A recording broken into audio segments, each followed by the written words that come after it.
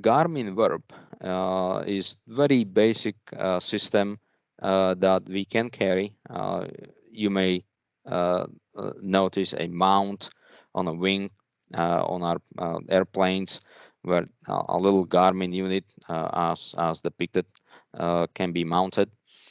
And what that unit is good for is basically gives us a immediate high level damage assessment. You know, is there a flood? Is there a spill, etc.? A forest fire, and really general high level assessment. Not good for looking for people or even identifying specific objects of interest. So, you know, think area, not structure. The system is looking straight down, and it is not um, stabilized by any means. And so, you know, some limitations with that. While it's inexpensive, at the same time, it's subject to pilot moving the airplane up and down, which constitutes a zoom. Banking the airplane left and right, wing goes up, you changing the line of sight of that camera as well. The main limitation that you may want to be aware of is battery. The unit, the camera, once it's mounted on the wing, there are no wires that go to the cockpit. It relies on internal battery, which is good for about 1 hour. So between, you know, engine start, run up, taxi, departure, getting to the site, to the target site, you may be out of battery. So just something to keep in mind when you plan to use this technology in real mission. All that you can control from the airplane, from inside of the airplane, is recorder on, recorder off. But the camera is always on before you start the engine, until you run out of batteries, obviously. Okay. Any questions on that? We had one comment from Michael in the chat session there. It says the Verb does actually have an integrated GPS. Maybe that's something new. Thank you. Okay. Thank you, Michael. Yeah, it is. Yep, got it. We'll incorporate that in the next version of the slides. Okay, so the next idea was Archer system. It's much bigger system. It's basically system that resulted in CAP procuring 16 air vans throughout the country, and Maryland Wing has one of them, the 608 Charlie Papa. The Archer is good to determine you know, environmental impact of a, say, spill, or, you know, some other disaster, maybe flooding. Less useful in SAR in that regard, even though it can determine a let's say airplane that does not belong in given environment. You know, airplane in a cornfield would be easily identified by Archer, and with that in mind, it can serve some homeland security and DR missions as well. The idea behind Archer is that its camera and its software can sense a light with wavelengths from 500 nanometers to 960 nanometers. Well, the software is really processing that light into 4D bands, and so it can tell different types of materials depending on the reflection and which band, you know, what kind of light is being reflected by given material. It can bucketize the materials and easily determine what does not belong. For comparison, a human eye can see 400 nanometers to 700 nanometers, but we can we can only process in 3 buckets. So we really cannot tell, that easily oil spill from water spill, from flooding, from altitude. It's sensitive to spectral anomalies. It can also detect change, pixel by pixel. So if you have a vehicle parked next to a building and that vehicle moves, and you have the footage, you have the image with the vehicle, and now you fly over the same area and the vehicle is no longer there, the software can say, oh, prior image at this location had these pixels and the new image does not have those pixels. Let me inform human of change in this grid. So it's really good at that. Limitations: you have to fly consistent 2500 AGL, consistent 100 knots, and that's to aid the software to process the images it's sensing. It's been used. The Archer system's been used to search for Steve Fawcett. It was not successful in locating that particular crash site, but it found 8 other crash sites. So I guess call it a success. And it's processing 2D. It's not 3-dimensional system. All right. So think material differences, differences in materials from altitude, environmental impact. The next system that's in the same basic business, if you will, is the new Valdo Cam camera. Big benefit: it's portable. As you see, it's mounted on a strut, so a wing, if you will, Maryland wing with one unit can fly any airplane that happens to be available. We'll just put it on a wing and go and do our mission. It's good for surveying, aerial surveying. It can do 3D models. Actually, that's what it's really good at: 3D models of what's below.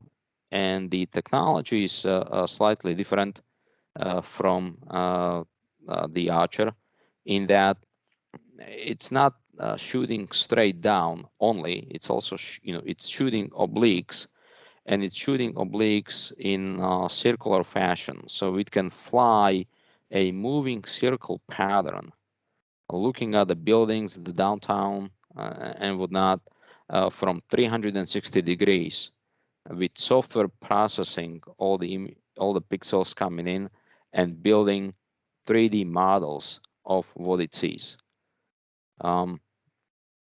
In AP, we know that our oblique, when customer asks for obliques, we do basically 4 sites and bird's eye view. So we'll deliver 5 images for given object or given structure. The Valdo Cam automatically does 48 photos. It goes 360 around the building or the area, and you get 48 photos, which are then processed by software, and you get 3D model.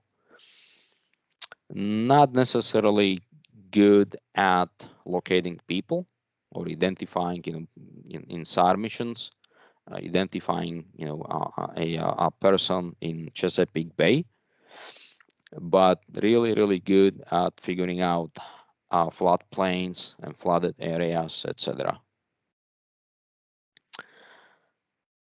All right, so think area and think structure, and it's less dependent on the accuracy of the altitude, even though you still have to maintain the altitude to your best abilities, but it's not as strict as the software has more flexibility because it's shooting those obliques. It can figure out what is it it's looking at. All right, our workhorse is Nikon.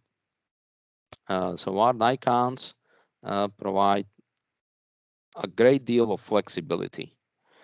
We can zoom in, we can zoom out, we can fly at different altitudes if need to be for safety and still get the job done.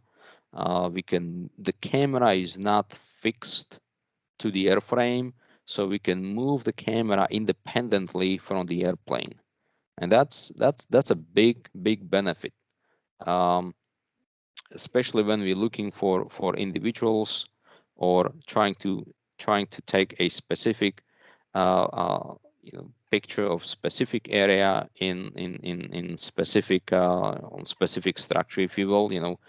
Give me the top floor of building such and such. The pilot can move the airplane in a safe manner, while the photographer has quite a bit of flexibility to move the camera around and get the job done. The batteries outlast the fuel, so we have no verb-like issues in terms of batteries. The sensor is much bigger than any of the previous three systems. In fact, well, the Valdo has the same size of the chip as Nikon's, but in terms of Archer and Verb, the Nikon's sensors serve us between from dusk to dawn. So we really we can shoot under overcast. We can shoot in less than ideal lighting conditions and still get the job done. That's a huge benefit. It really works. Okay, and then the software processing is done on the ground.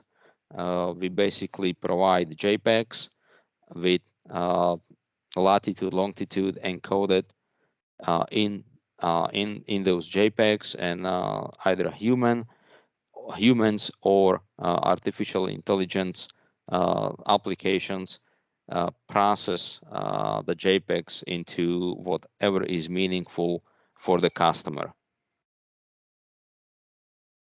All right, any questions?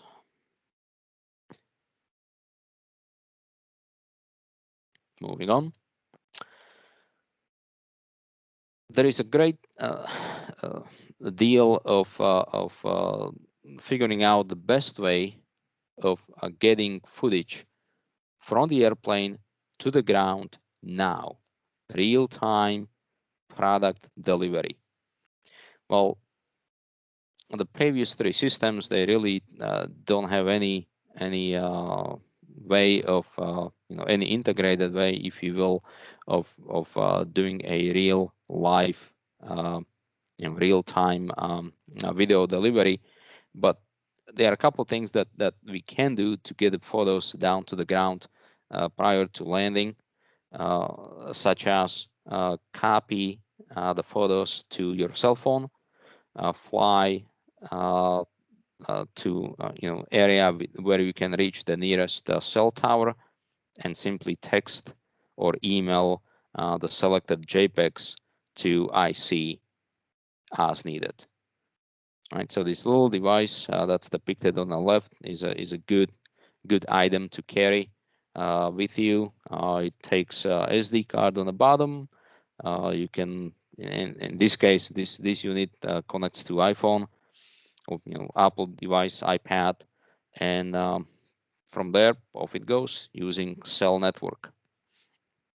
Keep in mind that cell networks may not be available in disaster areas.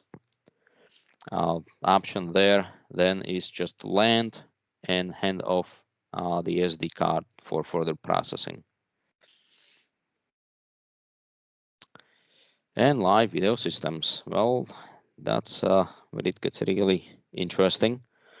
Many attempts over the years. I believe the slow scan television technology was the very first attempt back in 80s, if I'm not mistaken, and it basically consisted. It was enabled by this little device by Kenwood, visual communicator H1, which is this guy in the middle of the picture, and it encodes analog video frame. Think of it as a JPEG, even though the slide shows video camera, we're not getting video feed, we're getting a frame. And that frame is encoded in the Kenwood visual communicator to a bunch of sounds, and those sounds are then sent through regular radio to the ground, where they are received. From the radio, you go back to the Kenwood device, which then decodes the received sounds, and on its little display, it shows a visual of what the airplane sent. Rather primitive. The resolution is not good, but it got us going in the right direction, I suppose.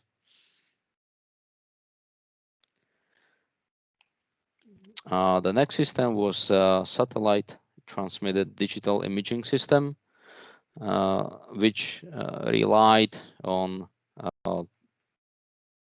sat phones built into the airplanes, and Panasonic Toughbooks laptops to get footage from the airplane through a modem. And since we, at altitude and at different areas of the country, we don't have a reliable cell network, so we go through the sat phone. Basic modem, in a slow modem, 9,600 bauds. That's not much at all. The satellite would, or the airplane would fly out. Well, they both move. So the window of opportunity would close before a sizable image could be successfully delivered to the ground. The idea was to basically resize the image so it's really tiny in terms of resolution, and hope for being able to send it through the sat phone in time before the satellite goes out of view. The system was not reliable under cloud cover, and just not usable in real time. JPEGs maybe, video definitely not. The next system, slight improvement on the SDIS, so aerial digital imaging system. Use the same parts for the most part. The main difference being the Nikons would shoot directly to the Toughbook. One did not have to copy the pictures, but other than that, Toughbook connected to sat phone acting as a modem, enabling the users in the airplane to email images to set of recipients. Same idea, not really successful. Limits in the speeds and availability of the SAT system. The next improvement was Jeep. Well, this system allowed for live video. I think that was the first system we had that allowed for actually moving the image to be transmitted.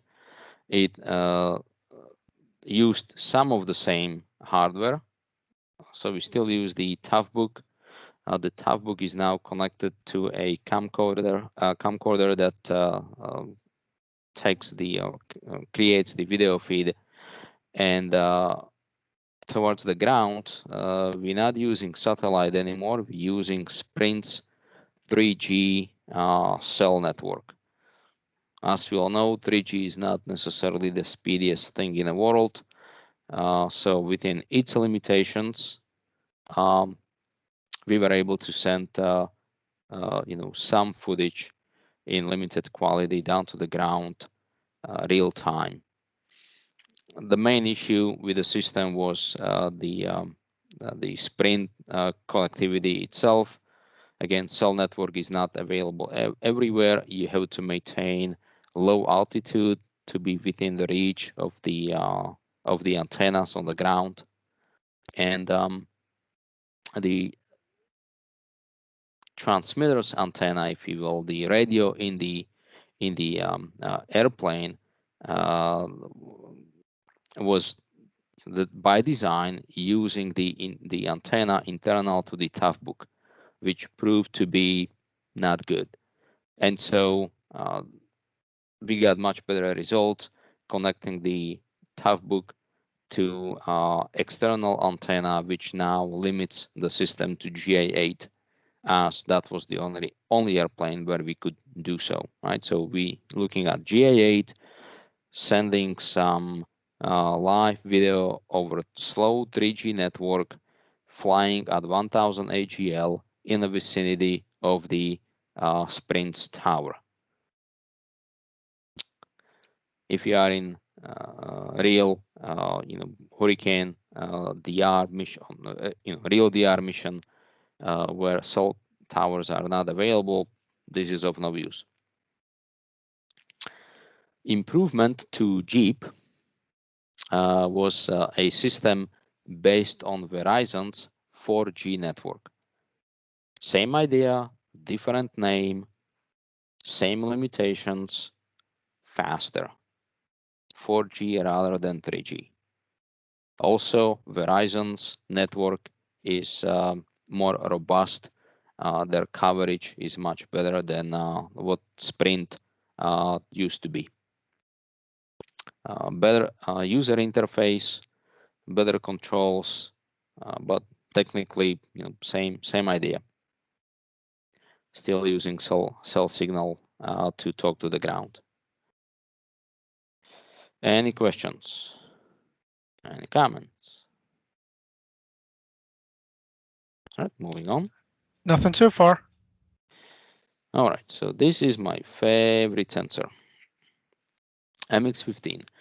MX15 is a ball by Valdo Cam that pretty much does it all. It's an excellent tool for search and rescue missions, excellent tool for homeland security missions.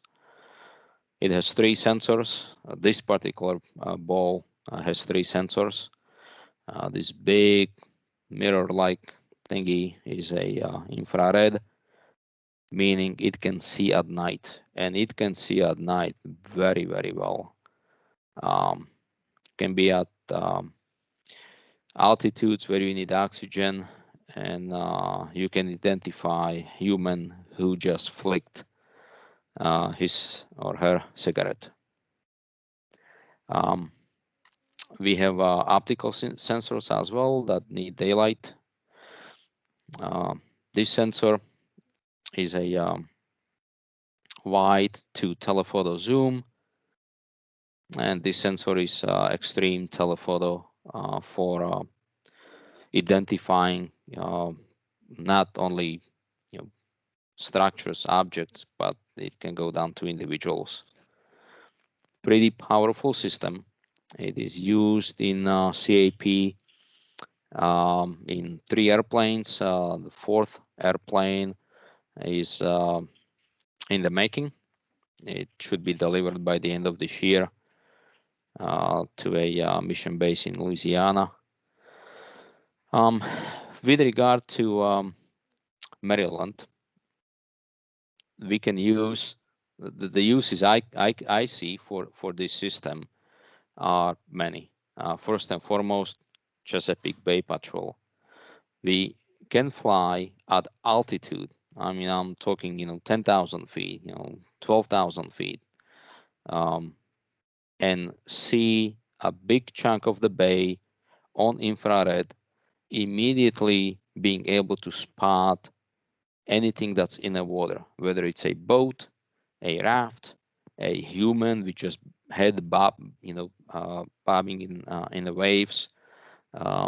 We can see all of that and come to assistance if need to be, without relying on pilot flying the track and mission scanner and mission observer, hoping to spot the small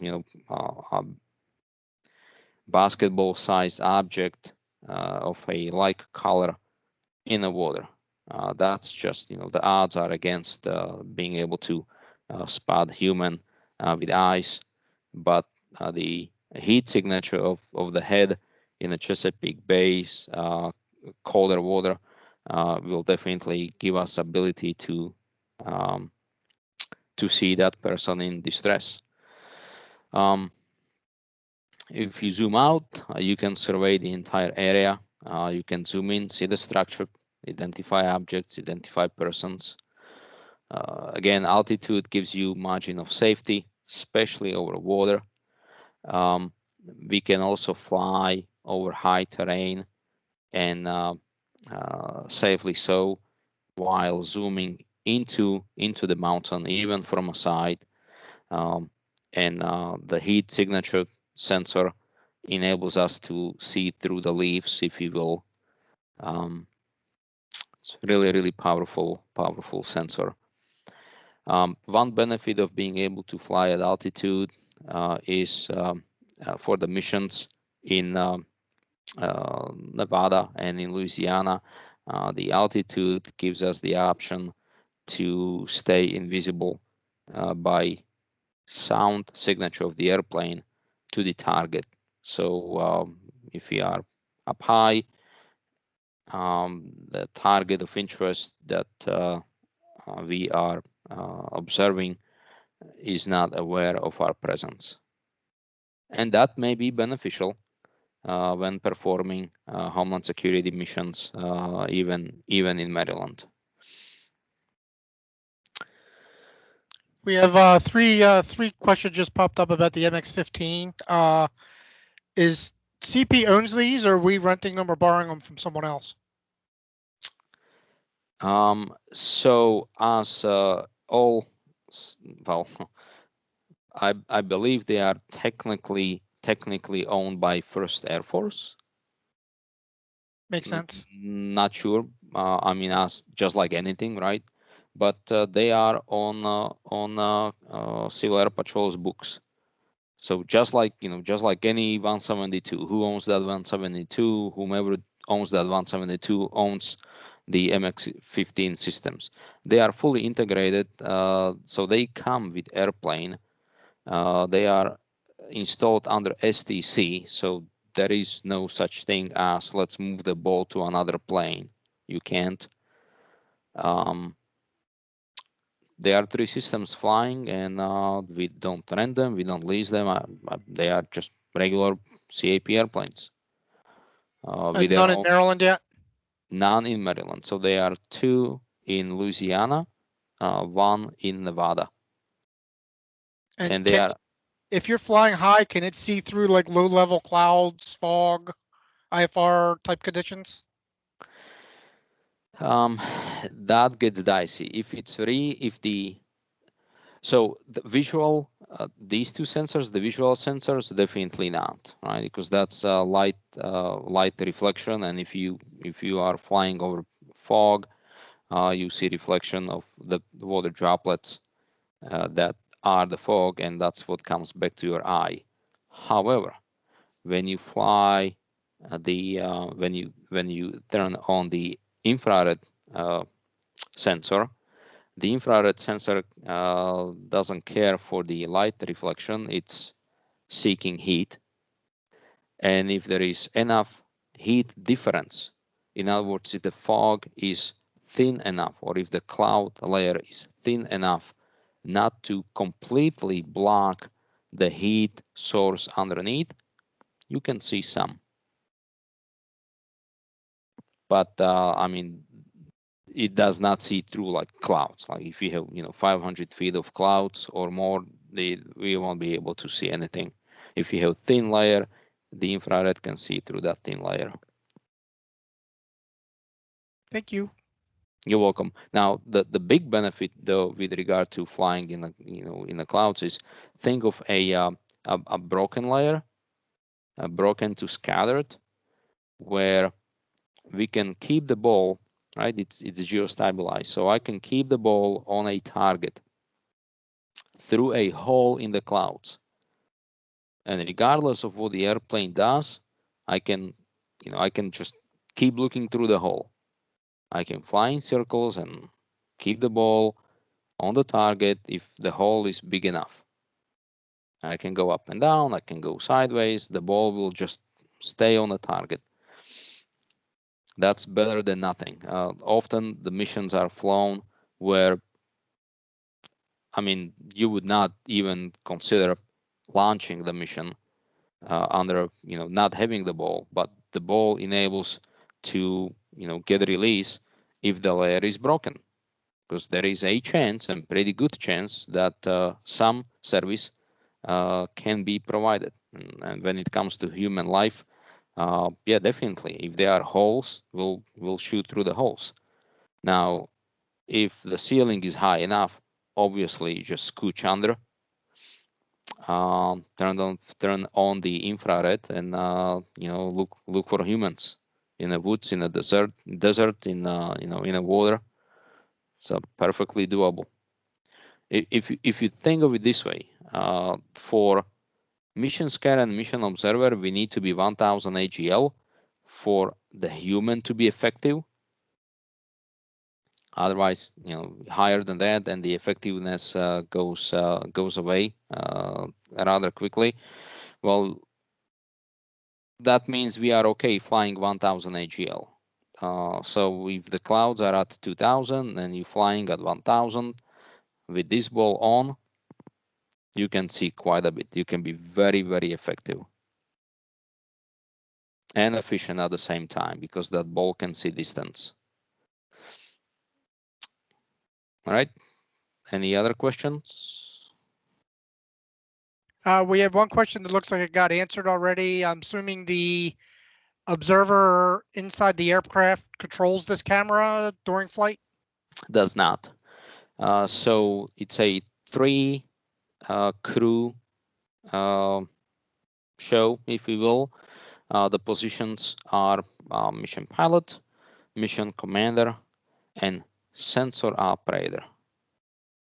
There is a SQTR and 101 card item for each of these seats in these 3 airplanes. So the SO, sensor operator skill, is required to operate the ball, and I'll get into the airplanes and how it's set up if that's of any interest. But basically, same idea. Mission pilot flies the plane. Safety and security of safety of the flight first and foremost. Nothing else matters. Mission coordinator, which is the front seater, does not move the ball, but is looking at the screen. And the way the ball is employed today, that seat is plenty busy talking to the ground on military frequencies. No time to move the ball whatsoever. Just talking a lot. And the back seat is moving the ball around. Takes a lot of coordination, lots of kind of stuff that there is no time to repeat. You just hear on a headset what's happening. Your head is in a game, and everybody does what is expected of them to fly the mission successfully. Again, for the current employment, flying Chesapeake Bay patrols, whole different story. So we would not have the UHF communication requirement, and people can focus on looking either out the window or looking on a screen. Okay, so with the previous systems we've discussed, the lat long encoded in our images, especially as it pertains to an Nikon, is location of the camera. You never know what's the lat long of what is it you're looking at. That has to be kind of calculated on the ground. It's not part of the data that we provide as EXIF set in the JPEG with the MX15, we can provide location of the target. So I have a crosshairs on a target, and I have a readout on a screen that tells me exactly location of the target. So we're trying to send ground team to a location, or a Coast Guard boat to a location. We can tell them exactly, okay, go to lat long. It's really neat. We can track, not track in terms of real-time monitoring multiple systems, but it's relatively easy to what we call drop X, mark multiple locations and keep track of them that way, and just switch between go to target 1, go to target 2, go to target 3, and the ball on its own will just lock onto the different targets without, again, human eye trying to find it. Where was it? Was it over here or over there? Just, hey, ball, go to target 1, and regardless of where the airplane is, and which way the airplane is turning and which way the airplane is flying, it does not matter. The ball will turn and lock onto the target. And then you can switch, go to another target and another target. Very, very powerful. Video downlink. So that's the biggie in this section, talking about video, real life, real-time video downlink. Well, the MX15 comes with a system, integrated system, that is enabling the airplane footage from the airplane to be sent real time to a receiving station, which is portable. It's basically Toughbook based system with its own antenna, directional antenna, and you can send a live feed to the ground, and the feed is good enough to ID a vehicle and beyond. It's quite amazing. So I believe that all these different systems we had, here we go, all these systems, the MX15 does all of that, and it does it well. It's actually usable. There is no more trying to figure out what's the next enhancement to Dart, etc., which is still not working the way it should. This little guy, it just works. You have live, vehicles are moving, people are moving, and people on the ground can see the people moving 50 miles away.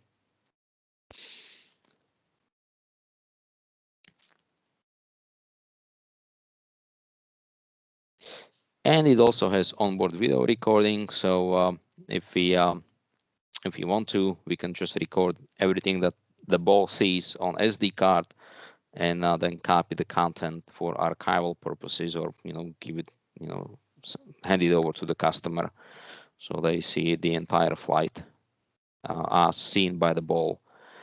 Big improvement. In the past, there was a limitation whereby the frequencies or the channels that FCC afforded to the system were limiting the system to fly in basically military restricted areas. That has changed since. There are, I believe, 3 different channels. Within each, there is a range of frequencies that one can tune the transceiver into, and 2 of the 3 channels, I believe, or all 3 of them by now, are permissible. It's permissible to use them outside of restricted areas. So we can absolutely positively fly Chesapeake Bay patrol and transmit to IC real time image from the ground as we scan the bay, and copy goes on SD card. I mean, it's just beautiful. All right. So it looks like we're getting kind of close to the end. We got about 5 or 6 minutes left. Okay. Yeah. Wasn't sure how many more slides you had left. Almost there. It's going to work out just fine. So Okay. if we add UHF radio to the sensor, so we have the ball, we have the transmitter. If we add UHF radios, there is another opportunity that opens up. Now we can use that system to service military customers, specifically for close air support training. The system is able to do full stack type 1, 2, and 3 control checkouts as well as currency. The big benefit is, well, the way it works today, the people that need the training, they have to pack up their gear and go to where the training is. Well, if we get this equipment, now we can go to them. That's a huge saving in resources, in time, in money. That would be a really nice mission to have. If we have the equipment, we can certainly support that mission. We can substitute MQ9s and A10s and other stuff, but the predominant use would be MQ9s and A10s. Again, not constrained to military bases because of the FCC channels. We can service units at their home location. And now in terms of airplanes, so 182Q has STC. Obviously, that's an old airframe. Cessna 206 has STC. Problem with that is aft CG. That's a very dicey proposition. The best match there is for the ball is 208. 208 is like native platform for the ball. It's a perfect fit. And the beauty is, so this is not available. We would have to build one around a airframe from 1979. 206 can be built. We're talking couple $1,000,000. The 208s, I understand, are readily available. First Air Force may have 208 that we may be able to use. Just a food for thought. Any questions?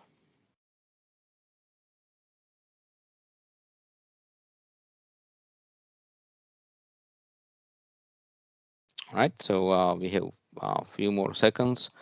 So we got some bonus slides here. Back in the day, there was another type of sensor that Cap was carrying, and it was the skill was ARM for aerial radiological monitoring, and that's what it looked like. So this little guy was mounted in the airplane on the dash. This yellow box was sensing, the rays, basically Geiger counter. This guy was recording what this guy is sending to that guy on a tape, and this guy was used to calibrate the whole system. Interesting setup. It was to detect plumes. Then once you detect the plume, you just record the location and get out. And with regard to the communications extenders, this is the up and coming thing that I talked about at the beginning. Aeronet, which enables users that are 100 miles apart to see each other video feed by having a CAP airplanes up in the air, basically extending the range of the ground units. It's good for data, it's good for voice. We'll see whether we can get hands on it or not. It's definitely interesting technology. And I would like to extend my thanks to folks that helped me to put this slideshow together. John, Ralph, Mike, a gentleman by the name of Rick Shine from Colorado, and Moose from National. We had one final question, it looks like here, from Colonel Strong. Can the ball be tied to an autopilot? What do you mean? I honestly am not really sure what he meant. So the airplanes do fly on autopilot. The missions we fly right now, I mean, there is not. So unlike other systems, the airplane does not fly the ball. The airplane simply puts the ball at altitude from where the ball can do its own thing. So you can totally fly on autopilot. It's like hybrid, right? You need that repeater to be, roughly at this altitude, roughly in this location, and that's what the MX15 system does, right? So you need to be roughly at this altitude, roughly this location, and then you move the ball around, and you fly on autopilot. Does the autopilot interact with the ball? It does not. It has no reason to. The ball just does its thing.